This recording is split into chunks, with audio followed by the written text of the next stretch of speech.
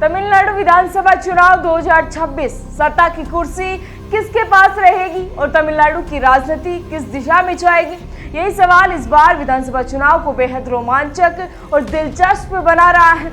नमस्कार, अमरम साहब, मैं रेणुका चौधरी और आप देख रहे हैं द इंडिया मूव। जी हाँ, 2026 में होने वाले तमिलनाडु विधानसभा चुनाव को लेकर सभी राजनीतिक दल अपनी अपनी तैयारियों में जुट गए हैं। ये सिर्फ एक सामान्य चुनाव नहीं रह गया है, बल्कि ये राज्य की राजनीतिक परंपराओं, गठबंधनों और नेतृत्व की अग्नि परीक्षा भी बन चुका है। एक और सत्तारूढ़ डीएमके है जो मुख्यमंत्री एमके स्टालिन के नेतृत्व में सत्ता बचाने की पूरी कोशिश कर रही है, तो दूसरी ओर अन्नाद्रमुक बीजेपी और अन्य सहयोगियों के साथ वापसी के लिए कमर भी कस चुकी है। और इसी सियासी रणभूमि में अभिनेता विजय की नई पार्टी टीवीके ने आकर मुकाबले को पूरी तरह दिलचस्प भी बना दिया है। तमिलनाडु की राजनीति का इतिहास गवाह है कि अब तक कोई भी पार्टी लगातार 2 विधानसभा चुनाव जीतकर सत्ता में नहीं लौट सकी है।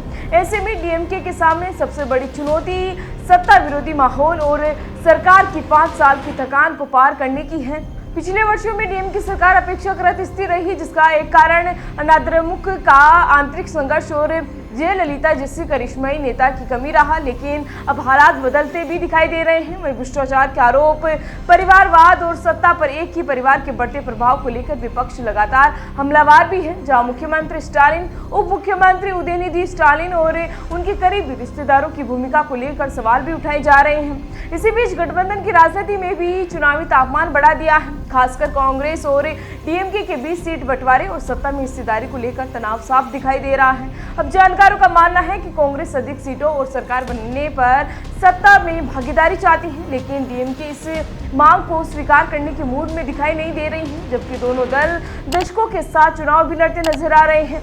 इस पूरे समीकरण में सबसे बड़ा ट्विस्ट अभिनेता विजय की एंट्री है, जिन्होंने अपनी पार्टी टीवीके के जरिए युवाओं और महिलाओं के बीच खासा आकर्षण भी पैदा किया है। तमिल राजनीति में सिनेमा और राजनीति का रिश्ता पुराना है, लेकिन लंबे समय बाद किसी बड़े स्टार ने इतनी गंभीरता से राजनीति में कदम रखा है।